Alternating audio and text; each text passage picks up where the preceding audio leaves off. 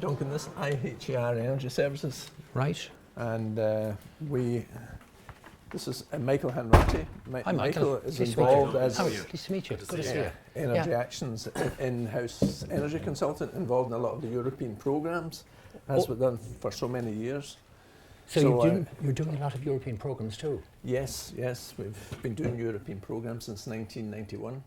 So we've done about 22 European programmes so far. We have another one starting this year from 2016 to 2018 called Enerfund. It's a follow-on from the EPSCOPE programme, the mapping programme. So what's going on here, Michael? What's this all about? Well, Duncan, the current project we're involved in is called EPSCOPE, and it's there are 16 EU member states involved, and it's all about establishing what is the current state of the housing stock, what energy refurbishment has been done to date, and what's happening year on year, and where are we trending to in terms of more energy efficiency upgrades being done, looking out to 2030 and 2050, and how we're going to meet our targets. Right, okay. So our Irish project involves looking at the housing stock of the north side of Dublin City.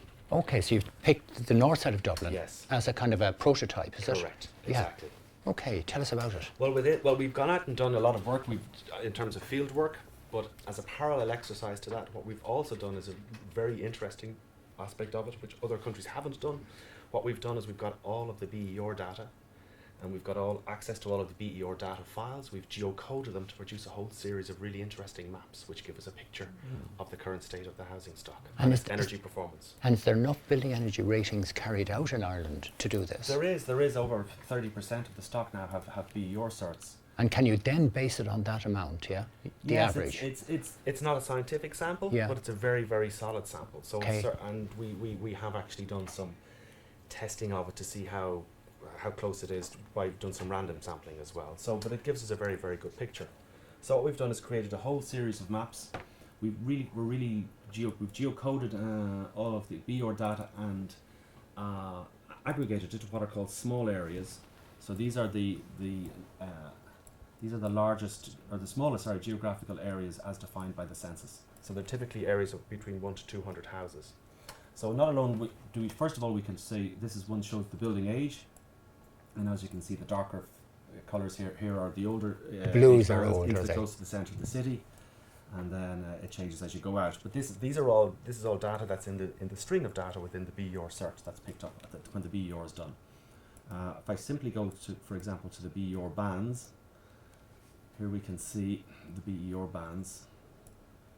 So A now would be green, is it? Yeah, the A3 is the dark green is A3. We have nothing. We don't actually show A2s or A1s. There's so few of them. Yeah, exactly. And G is the red, the worst. G is the red. The gas guzzlers, basically. Exactly. And so you can see mostly it's down in the yellows and the oranges. So it's really down in the Ds and the E bands, typically. But just in the red ones are along the Liffey, where a lot of the flats would be landlords that rented accommodation. So it's one of the areas I would say that the government needs to address and wants to address.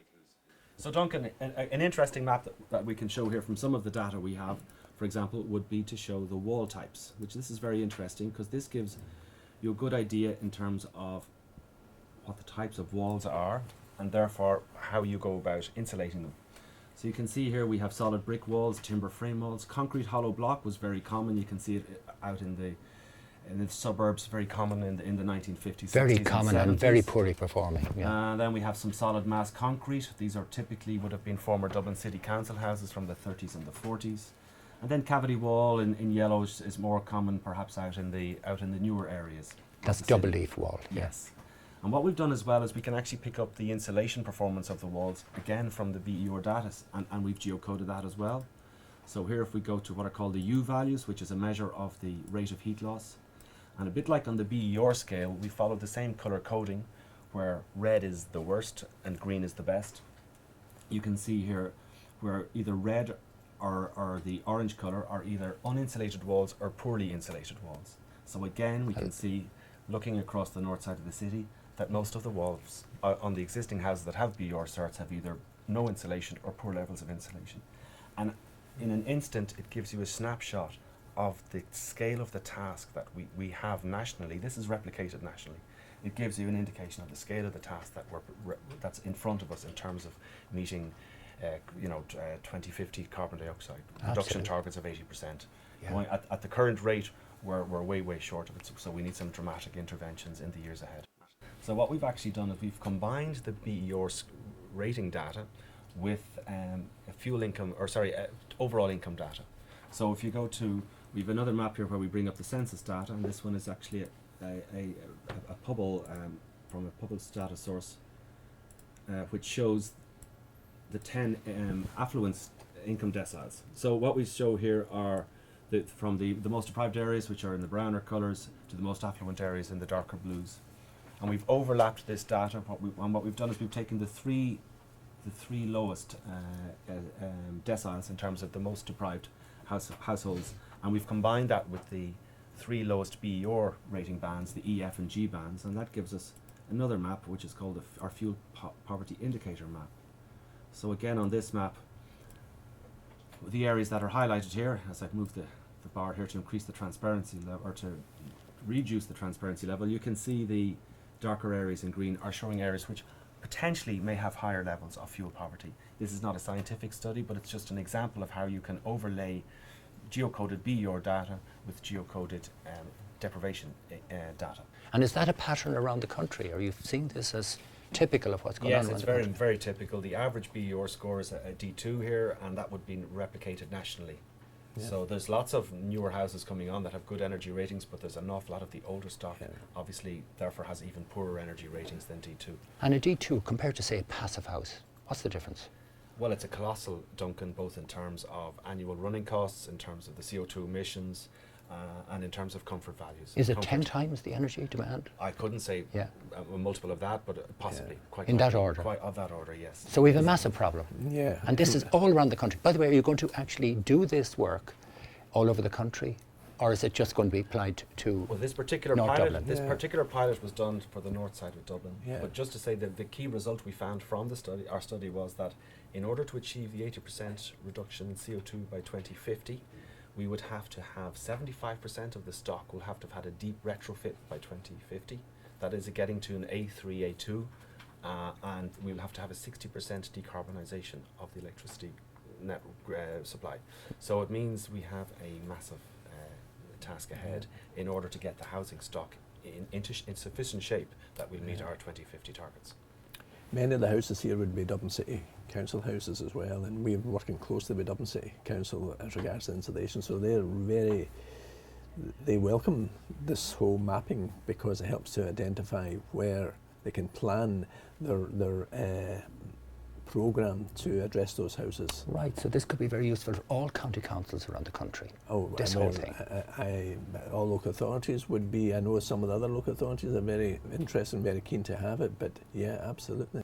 Well, my own view, Duncan, is I think really what will need to happen, there are a lot of good programmes happening at the moment with local authorities, with Sustainable Energy Authority of Ireland, but the level of activity, of retrofit activity, will have to increase dramatically in order for us to get the housing stock into better condition. There are huge benefits to householders. They'll have lower running costs, far more comfortable houses to live in, reduced negative impacts to their health in terms of any bad colder living conditions. So I think there's a great benefit on a range of fronts to the whole economy in terms of upgrading the housing stock. Including social issues as well. You know, if they're living in better houses, then the social problems hopefully will be lessened because in some of the areas of the poor housing stock, if they're insulated, I think is very, very important for the well-being. You know, they talk about depression and mental health problems. I think by having a warm, dry home, it just gives such a lift for people living in those houses. And all of the livelihoods, I mean, probably maybe 50,000 jobs around the country could be created every year in these retrofits, probably in that order. Absolutely. I mean, energy is the new industry in Ireland, and I mean the amount of jobs that will be created in energy over the next 20 years is going to be massive, and Ireland should be leading in that in Europe and taking, because it's a clean industry, and they've already got agriculture and tourism, so I think energy should be totally embraced and the money should be spent on that because it's as Michael has said, it's a win-win situation. Well, all of these issues make so much sense, and the multiple benefits are huge of what you're doing. Yeah. Yes. But, you know, around the country at the moment, politicians are calling to people's doors. What message should householders put to those politicians? What demands should they place on the one politicians? message I would say that they should have, as part of their manifesto, as part of the programme for government, that they should have eliminating fuel poverty. Also, Duncan, I think what we should be targeting in the future is turning this map green. Absolutely. Okay? Get Yeah. rid of the red and the orange and the yellow off our map on our BER scores here. We've got to turn this map green in the years ahead. All over the whole country. Yeah. Correct. And we'll end up with warmer homes, cheaper to heat homes, lower CO2 emissions, better living environment, better health conditions for everybody. So that is really where the country needs to. And really flourishing communities What too. we- Well, Yeah. well, Yeah. the community has a big role to play in this, and I think they should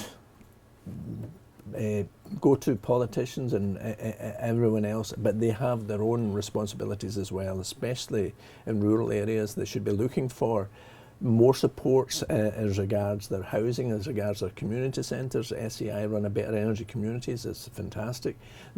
So they're all working together to different faiths, working in different parishes to make sure that they have a much more energy efficient rural area. And I think that's so important that we have all our part to play. And Duncan, just to say, there are many people who have already upgraded their houses, like very much older houses, 30, 40, 50, 60, 80 years old, houses that are 80 years old, and have got them to really good energy efficiency standards. And we show some of these through the Nearly Zero Energy Buildings Open Doors event that we run every autumn. There are lots of people who are actually building to these good energy standards today. It can be done. It's a no-brainer. We have the technology, we have the wherewithal, we have the skills. So it's just about getting the financial tools available and making it economical for people actually to think about it in upgrading their homes now rather than waiting till a future date.